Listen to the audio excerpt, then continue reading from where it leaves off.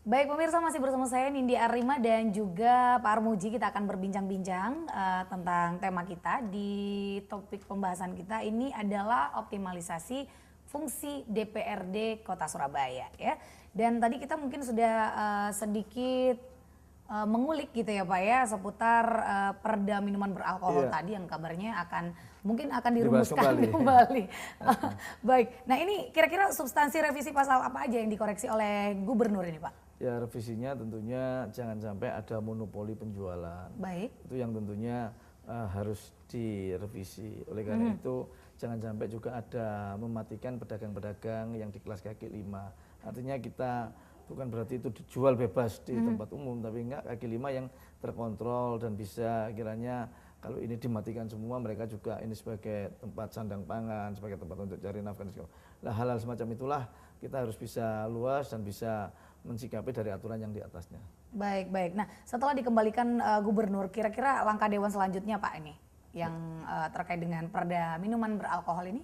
Ya, itu nanti kita akan bahas kembali. Kita kembalikan ke tupoksi Komisi B yang dulu membahas. Oleh karena itu, warning daripada Gubernur seperti itu, ya kita nanti juga akan cari bandingannya. Misalnya kita studi banding ke tempat daerah lain, ada nggak kira-kira perda minuman beralkohol, melarangnya seperti apa, dan itu tujuannya daripada kita studi banding juga. Itu yang nantinya harus kita lakukan untuk evaluasi ke depannya revisi daripada perda tersebut. Baik, baik, baik. Nah ini berbicara seputar minuman beralkohol ya Pak ya, ini kan juga merupakan pemasukan dari para turis asing yang datang ke Surabaya gitu ya Pak ya. Kan biasanya kalau turis tuh kan cari minuman pasti minuman beralkohol seperti itu. Nah ini terkait dengan hal tersebut, apakah fungsi Dinas Pariwisata Pak untuk apakah mereka ikut andil dalam perumusan ini nanti bagaimana? Ya, saya kira tetap topoksinya. Jadi itu karena ini juga menyangkut masalah wisata. Karena yang kita tuangkan dalam raperda tersebut adalah membatasi penjualan minuman beralkohol kelas B, artinya termasuk golongan bir segala macam. Gitu.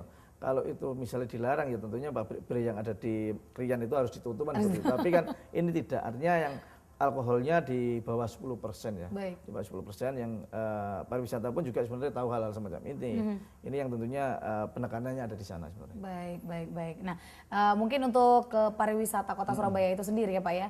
Ini kan banyak tempat-tempat pariwisata yang mungkin saat ini masih belum bisa ter-show off sekali gitu ya Pak ya. Apalagi event-event di Kota Surabaya yang mungkin masih kalah pamor dengan yang baru saja terjadi di Banyuwangi.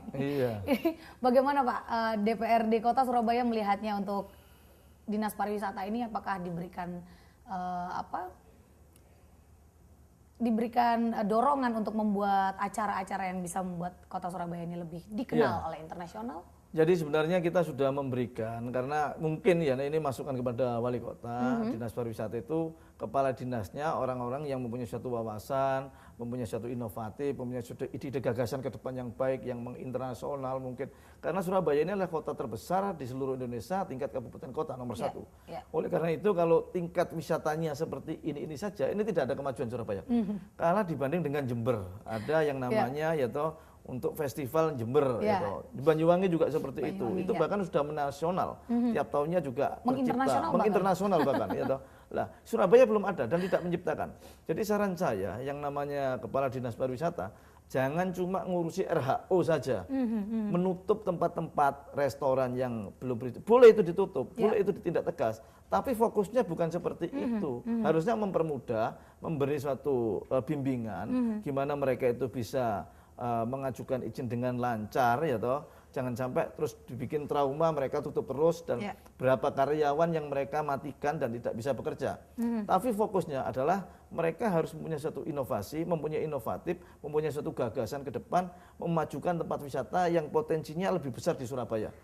Kota nomor 1 tidak punya suatu ikon yang tentunya setiap tahun ini jadikan suatu kebanggaan sebagai tempat hiburan yang bisa menasional. Ini belum ada di Surabaya. Mungkin ikonnya hanya Surabaya Zoo Pak, kebun binatang Surabaya. Kalau kebun binatang itu sudah zaman lama, nggak perlu kepala dinas pariwisata saya kira.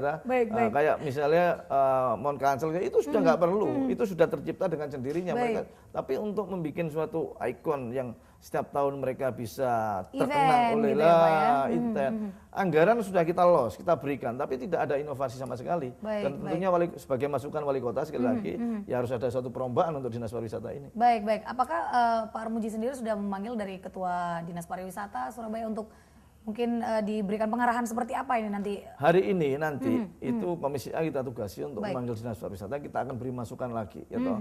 Jadi ini sudah terlalu lama Dinas Pariwisata ini hampir berapa tahun. Berlarut-larut ya Pak ya? Berlarut-larut seperti itu kejadiannya, dikasih masukan tidak pernah dianggap dan segala macamnya. Ini yang tentunya ironis sekali untuk kota Surabaya sebesar ini.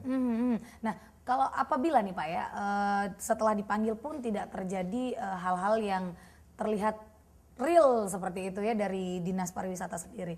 Bagaimana? Apakah akan ada dari DPRD untuk memberikan sanksi mungkin? Kita nggak bisa memberi sanksi, tapi memberi masukan kepada wali kota karena namanya kepala dinas SKPD ini di bawah naungan mereka, anak buah mereka, ya tentunya segera digantilah supaya ada perubahan untuk wisata kota Surabaya ini. Gitu. Baik.